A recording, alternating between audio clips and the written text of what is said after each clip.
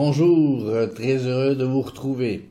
Aujourd'hui, j'aimerais vous parler de prévisions astrologiques 2025 au niveau mondial. Dans cette vidéo, je vais me centrer sur l'actualité au niveau de la crise géopolitique actuelle. Pour cela, je vais dégager certaines grandes lignes concernant des pays comme les États-Unis, la Chine, la Russie et l'Union européenne. Dans cette vidéo, je ne vais pas m'attarder sur la politique intérieure de certains pays européens, notamment de la France. Je laisse ce soin à mes confrères français qui publient régulièrement des vidéos à ce sujet. Je vais donc essayer de vous faire des prévisions globales et tenter de voir où va le monde en cette année 2025. La question que tout le monde se pose: sommes-nous à l'aube de la Troisième Guerre mondiale? Est-ce pour bientôt l'apocalypse nucléaire? Je vais tenter de vous présenter quelques éléments astrologiques pour que vous puissiez en tirer vos propres conclusions. Dans mes vidéos précédentes de prévision mondiale, je vous ai présenté certains des outils que j'utilise, notamment l'indice cyclique, qui est une façon de mesurer la tension qu'il peut y avoir entre les planètes lentes, au moyen de la compilation angulaire de leurs cycles respectifs. Plus la courbe est basse, plus la tension mondiale est grande. Pour le coup, voici la courbe du XXIe siècle, et vous voyez que nous commençons à sortir du point le plus bas du siècle. Dans la description ci-dessous, vous trouverez des liens qui vous renvoient aux vidéos où je vous explique en long et en large l'indice cyclique. Les courants historiques principaux sont gouvernés par les 10 cycles principaux, formés par les 5 planètes lentes. Les voici, en fonction de leur durée de formation, d'une conjonction à la suivante. Ces cycles forment les climats astrologiques qui accompagnent les grands événements mondiaux. Je vous en ai présenté plusieurs exemples dans mes vidéos précédentes. Chacune de ces 5 planètes lentes ont des personnalités bien caractérisées qui peuvent être reconnues dans la nature de certaines nations ou dans des courants politiques, sociaux, économiques ou culturels majeurs. Voici quelques mots-clés qui définissent les planètes de manière claire.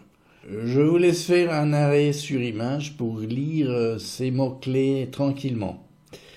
Dans le sillage des travaux de feu André Barbeau, grand astrologue français qui nous a quittés en 2019, mais qui nous a laissé une somme considérable de connaissances au niveau de l'astrologie mondiale, j'associe Uranus surtout aux États-Unis d'Amérique, Neptune principalement à la Russie, Pluton aux pays puissants à forte tendance transformatrice comme la Chine ou l'Inde, et le couple Jupiter-Saturne à l'Union européenne notamment. Ces 2 dernières planètes ont aussi respectivement une fonction soit d'appui puissant, soit de durcissement des tendances véhiculées par les 3 autres planètes plus lentes. Pour commencer, un bref résumé de quelques moments marquants de l'actualité récente, situés en regard de la courbe de l'indice cyclique, ici réduite aux années 2014-2030.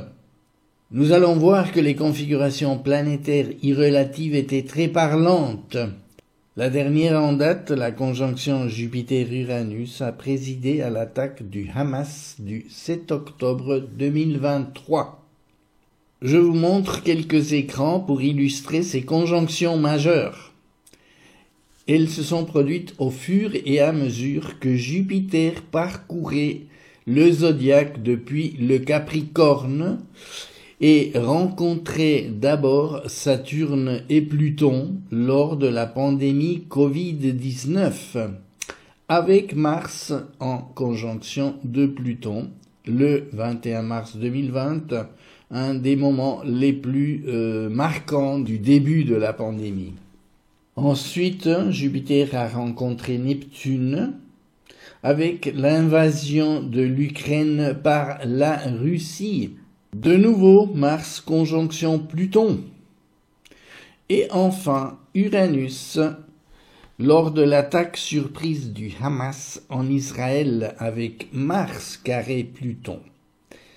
La pratique montre que ces conjonctions majeures sont agissantes tant qu'elles restent dans un écart angulaire, appelé orbe en astrologie, d'environ 10 degrés d'arc avant ou après leur moment exact.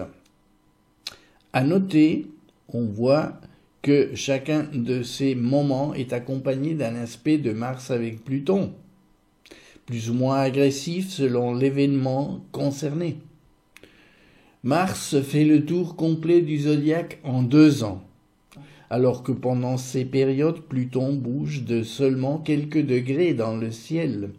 Ces configurations martiennes ne doivent donc rien au hasard. Elles se présentent toujours en synchronicité avec ces événements, en apportant leur dose de dynamisme, d'agressivité, de lutte de pouvoir, voire de destruction. Pour la petite histoire, je montre aussi le moment où Donald Trump a été élu 47e président des États-Unis. Pas de conjonction majeure à ce moment-là, mais une significative opposition Mars-Pluton qui nous rappelle les autres configurations que je viens de vous montrer. Par ailleurs, cette opposition va perdurer jusqu'à son investiture le 20 janvier 2025. Elle va donc marquer un climat conflictuel persistant d'ici là, voire au-delà, car elle se reformera en mai 2025. Cet écran permet de remarquer que Saturne et Neptune s'approchent dans le signe des Poissons. Donc, on peut dire que cette élection a eu lieu dans un climat de préconjonction de ces planètes, puisque par la suite, Saturne va joindre Neptune assez rapidement. Et c'est justement de cette conjonction Saturne-Neptune dont je vais vous parler par la suite, car c'est elle qui va marquer le climat astrologique principal en 2025 et 2026. Ce sera donc la dernière conjonction majeure dans cette phase critique de l'indice cyclique. Elle aura une importance capitale pour l'année prochaine, mais très probablement ses effets marqueront aussi les décennies à venir. Mais arrêtons-nous quelques instants sur ces 3 occurrences précédentes de 1917, 1953 et 1989 pour mieux mesurer l'importance de celle qui s'annonce en 2025. Pour rappel, cette conjonction ne se produit que tous les 36 ans. Première occurrence du XXe siècle, elle se produit lors de la Révolution russe de 1917. Saturne était conjointe à Neptune dans le signe du Lion, qui en astrologie mondiale représente la monarchie. À l'époque, Nicolas II était l'empereur de Russie. La monarchie a donc été renversée par des forces sociales, les forces communistes de gauche, les bolcheviks. Nous avons vu dans un écran précédent que Neptune représente la gauche et que Saturne durcit et radicalise les positions. Par ailleurs, Uranus en Verseau représente un climat de changement social, la révolution. Or, cette planète était en opposition de la conjonction Saturne-Neptune. Eh bien, on a là tous les ingrédients pour cette révolution bolchevique de 1917 qui a renversé la monarchie régnante, qui a instauré un régime communiste en Russie et qui a donné lieu à ce que par la suite on a appelé l'Union soviétique. À noter que Mars, dieu de la guerre, qui représente toujours l'activité, le dynamisme, l'énergie de réalisation, était en sextile de Pluton, donc en harmonie avec la planète qui représente des forces de destruction, mais aussi de transformation.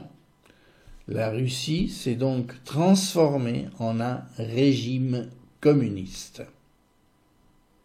La deuxième occurrence de la conjonction Saturne-Neptune en 1953 a mis fin au régime dictatorial de Staline en Union soviétique. Staline est mort le 5 mars de cette année-là.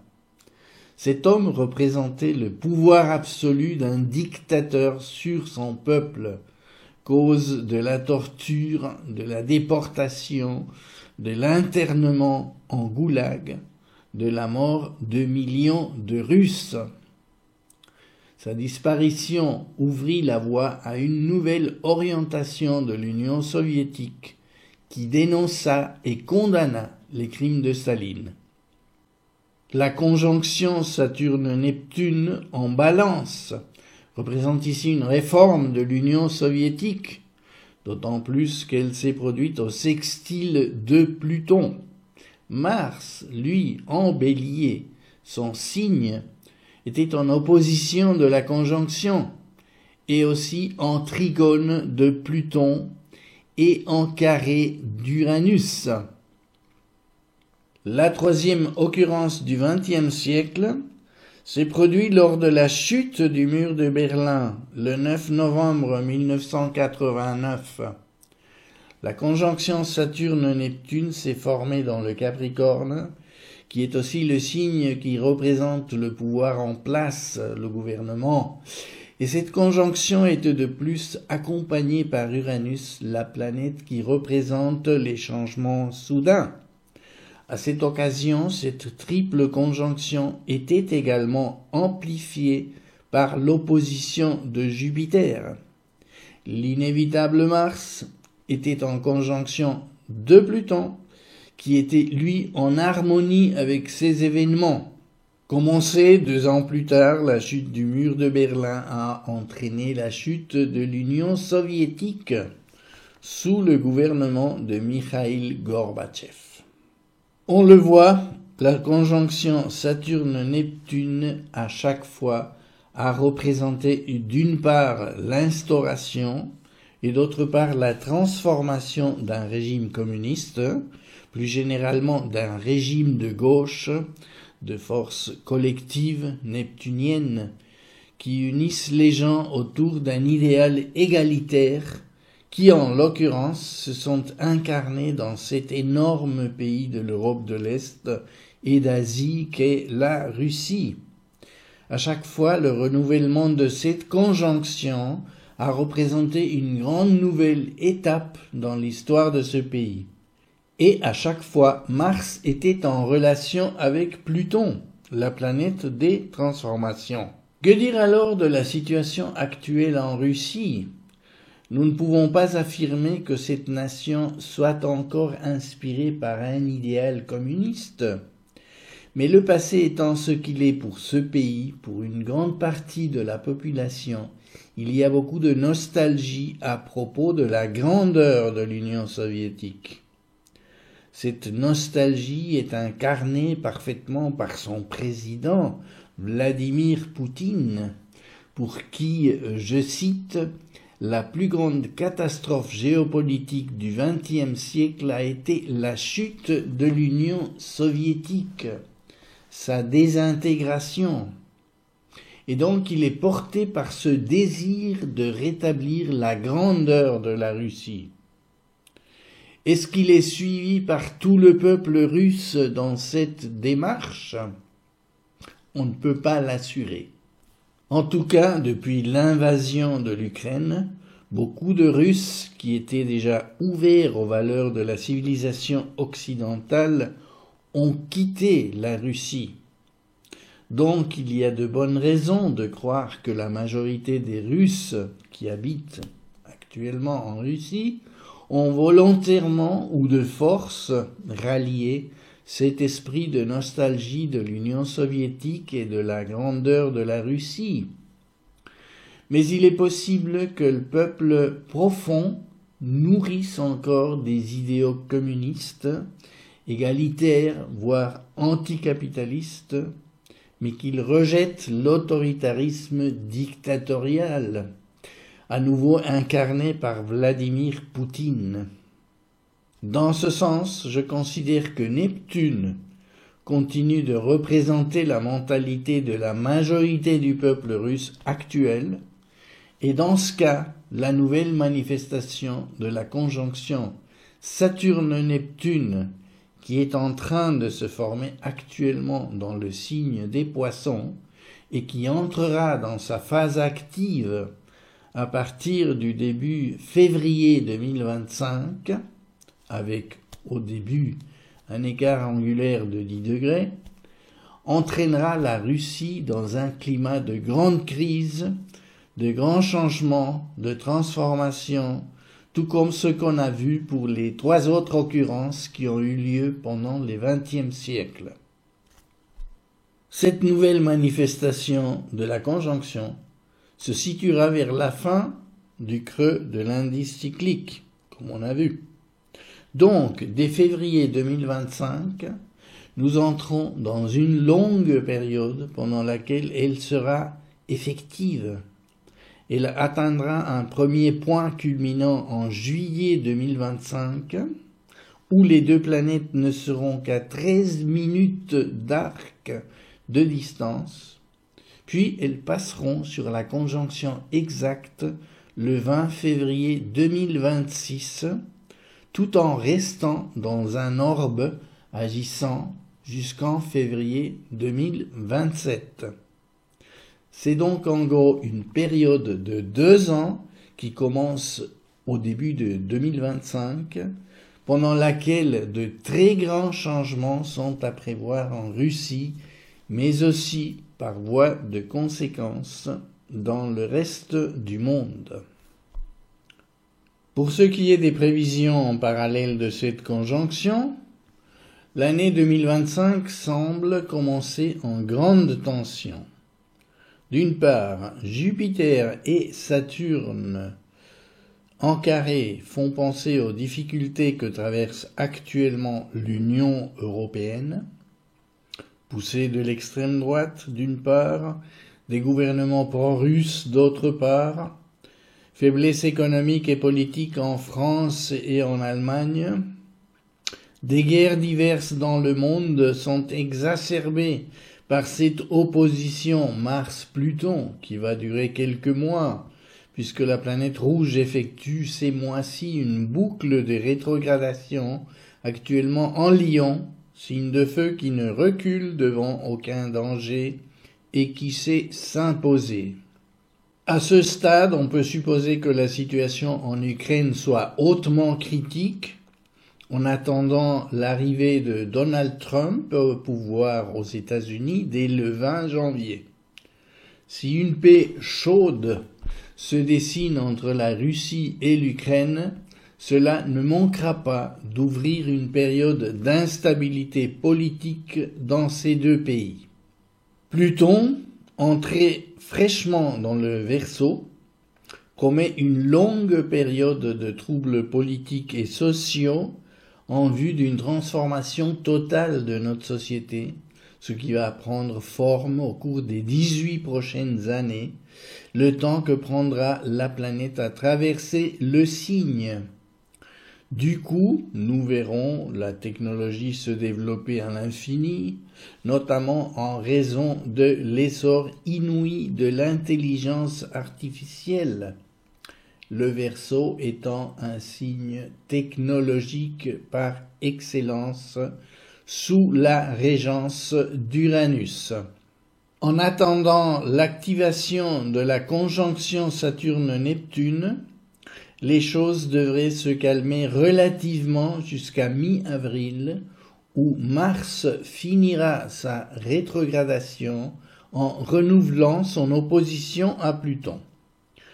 L'économie s'étant passablement dégradée en Russie à cause de l'effort de guerre et des sanctions occidentales, on peut supposer que la conjonction Saturne-Neptune de plus en plus active déclenchera des mouvements internes de contestation au pouvoir de Vladimir Poutine.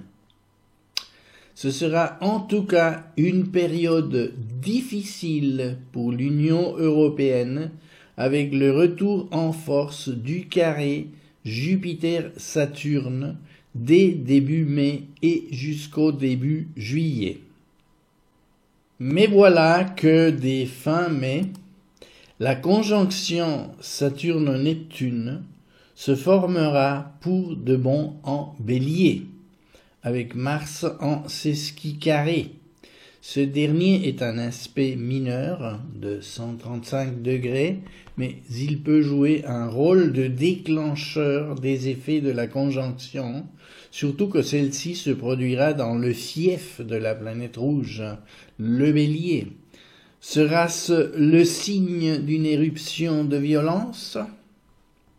Le 17 juillet, Saturne et Neptune auront atteint leur premier rapprochement maximum, et cette fois-ci, Mars stimulera Pluton. Plus conséquemment, la planète rouge sera en opposition de la conjonction dès début août. Je n'ai pas de boule de cristal et je ne peux pas formuler plus clairement ce qui pourrait survenir sous cette configuration, qui va durer 3 semaines environ. Mais j'ai le sentiment que la période sera chaude. Tremblement de pouvoir en Russie, pourquoi pas? En tout cas, ce qui semble rassurant, c'est que tant Uranus que Pluton seront en rapport harmonique avec la conjonction, ce qui fait espérer qu'il y aura un effet de modération et que ce qui adviendra le sera in fine pour le bien de l'humanité. À partir de là, la conjonction va se défaire progressivement. Elle pourrait perdre de son intensité en retournant peu à peu dans les poissons.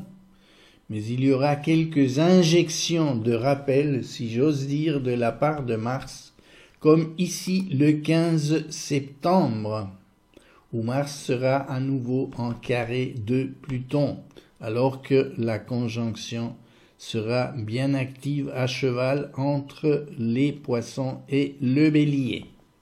La situation européenne s'améliorera probablement début octobre en vertu du trigone de Jupiter sur Saturne qui s'étendra peu après aux deux planètes en conjonction.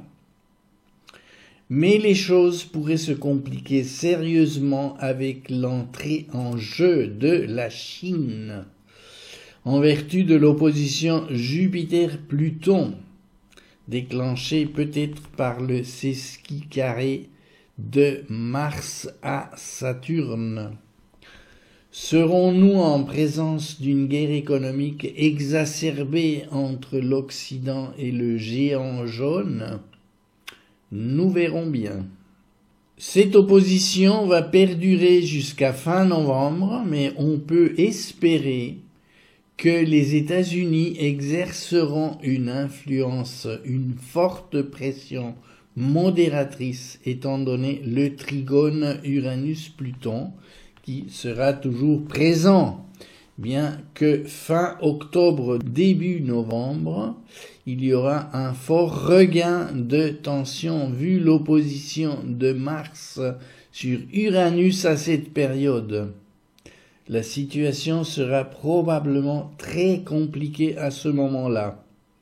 Et nous arriverons enfin à un mois de décembre vraisemblablement plus apaisé, mais non sans tension du côté de l'Europe de l'Est, vu ce carré de Mars dès le début du mois à la conjonction Saturne-Neptune, qui se remettra en marche directe vers le Bélier dès le 11 décembre, en reprenant petit à petit du poil de la bête, si j'ose dire, pour redevenir bien active début 2026. La période des fêtes de fin d'année devrait être plus calme et harmonieuse à la faveur de ce trigone de Jupiter à la conjonction qui, espérons-le, restera encore bien sage en Poisson jusqu'à fin janvier 2026. Mais la suite de ces prévisions dépasserait le cadre de cette vidéo. Pour 2025, il faut prévoir beaucoup de tensions mondiales, on l'a vu, mais les outils que je possède ne me permettent pas d'affiner davantage les événements. J'ai fait de mon mieux et j'espère que vous en avez eu assez pour vous faire une idée par vous-même. Je vous remercie de votre intérêt pour mon travail et de votre attention. Si vous avez aimé cette vidéo, je vous invite à lui mettre un like et à vous abonner à ma chaîne. Je me réjouis de lire vos commentaires, vous souhaite de très belles fêtes de fin d'année et vous dis au revoir.